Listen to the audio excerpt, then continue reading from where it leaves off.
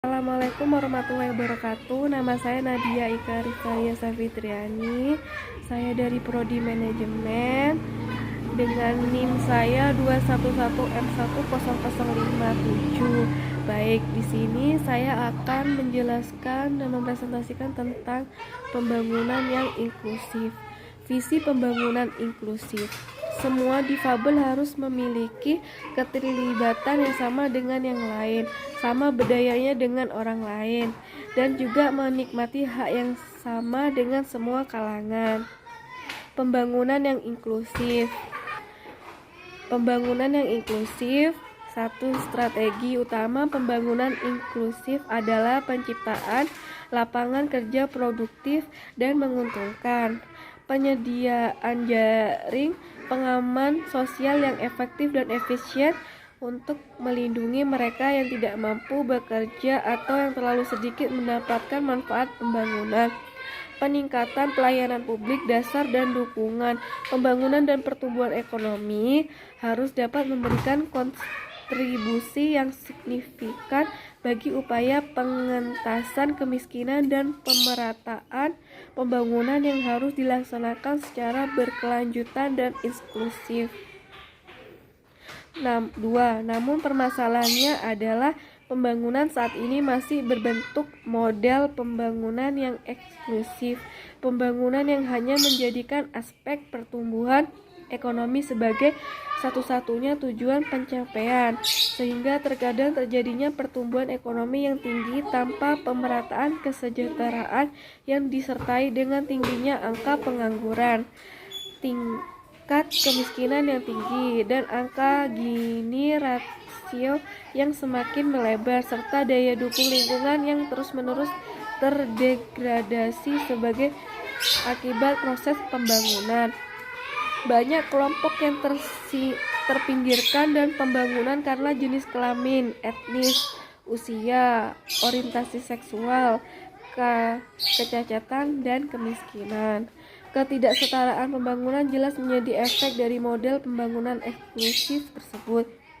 Aset terbesar akan selalu hanya dimiliki oleh sebagian kecil orang.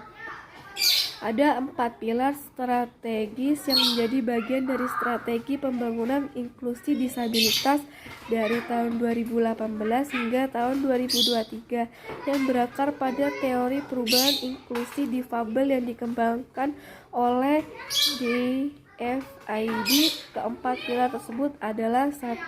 Inclusive education, pendidikan inklusif. 2.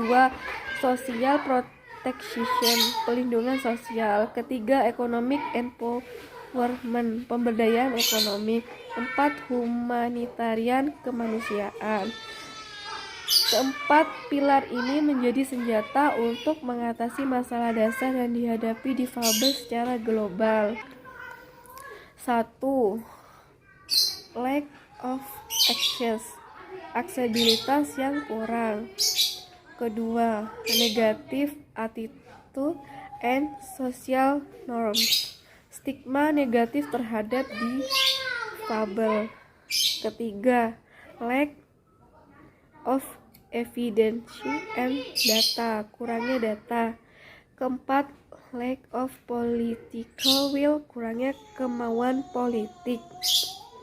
Pilar pertama adalah pendidikan inklusi.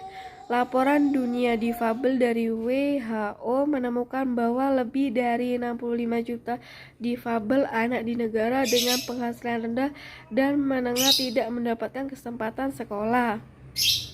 Selain itu, hanya 33% perempuan difabel dan 46% lelaki difabel yang menyelesaikan pendidikan dasar mereka, dibandingkan dengan 42% perempuan dan 56% lelaki yang tidak difabel. Efek yang didapat dari tidak terbukanya sekolah adalah kesempatan kerja yang terbatas karena tidak adanya keterampilan yang bisa dipakai ketika bekerja. Ketika tidak bekerja, maka difabel terancam akan miskin dan tidak berkembang secara perekonomian. Bagi mereka yang mendapatkan akses pendidikan, masih ada tantangan lain. Kurangnya guru pendamping khusus atau guru yang memiliki secara pandang yang tepat terhadap difabel. lingkungan yang tidak aksesibel, dan kurikulum pendidikan yang tidak mengakomodasi potensi difabel akan mempengaruhi hasil pembelajaran yang juga bisa mempengaruhi peluang bekerja atau bermata pencaharian. Pilar kedua adalah proteksi sosial.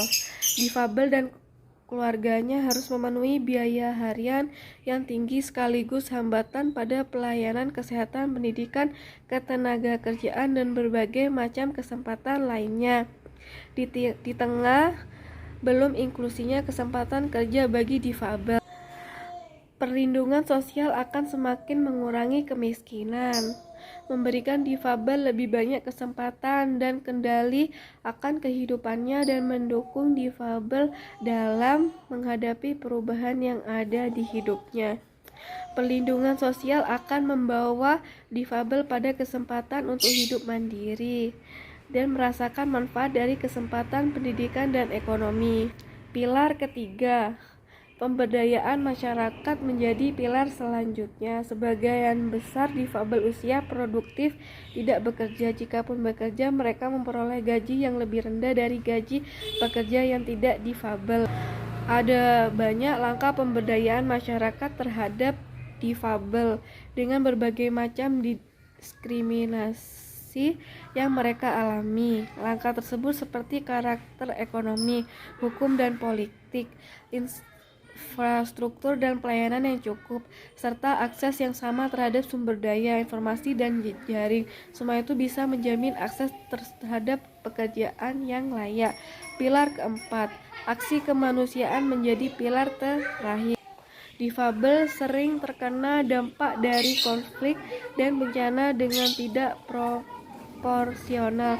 Nyawa mereka rentan terancam jika mereka tidak mampu mengevakuasi diri mereka sendiri, memperoleh posko pengungsian, atau memperoleh informasi yang pasti tentang apa yang sedang terjadi di daerah mereka. Selain itu, difabel juga rentan kesetaraan partisipasi politik bagi semua kelompok masyarakat. Bagi masyarakat sipil, ada banyak hal yang bisa dilakukan.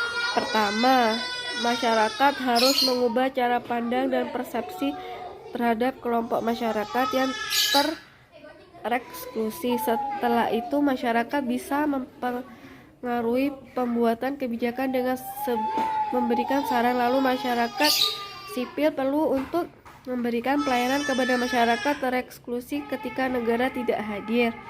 Dalam pembangunan yang inklusif dibutuhkan sumber daya manusia yang terlibat langsung dalam proses pembelajaran non-akademik dan yang tidak terlibat langsung dalam pembelajaran non-akademik. Mereka membentuk satu tim yang saling bekerja sama dalam proses penyelenggaraan pendidikan. Berikut tenaga-tenaga yang dibutuhkan meliputi: 1. Sumber daya manusia atau disingkat SDM yang terlihat langsung dalam proses pembelajaran, yaitu guru kelas, guru bidang studi olahraga, agama, guru pendamping khusus, guru BK, bimbingan konseling, dan konsultan pendidikan khusus. Sumber manusia SDM yang tidak langsung terlibat dalam proses pembelajaran namun sebagai pendukung yang merupakan tim ahli. Sumber manusia SDM yang tidak langsung terlibat dalam proses pembelajaran namun sebagai pendukung yang merupakan tim ahli yang terdiri dari terapis, okupasional terapis, fisioterapis, speech terapis, dan lain-lainnya.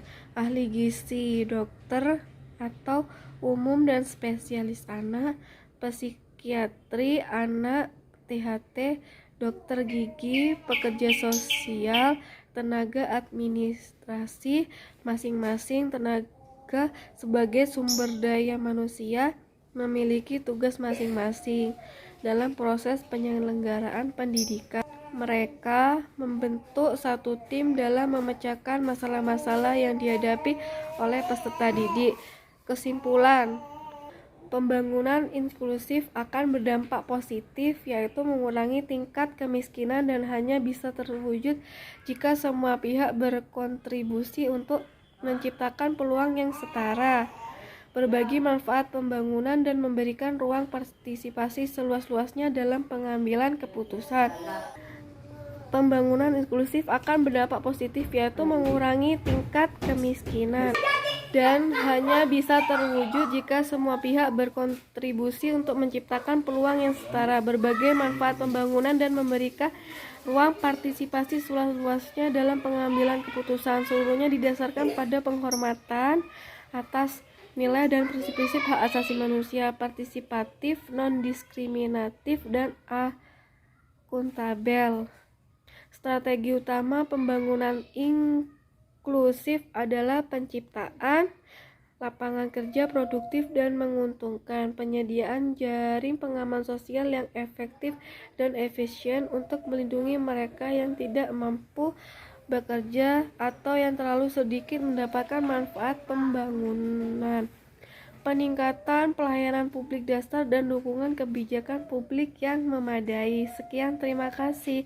Wassalamualaikum warahmatullahi wabarakatuh.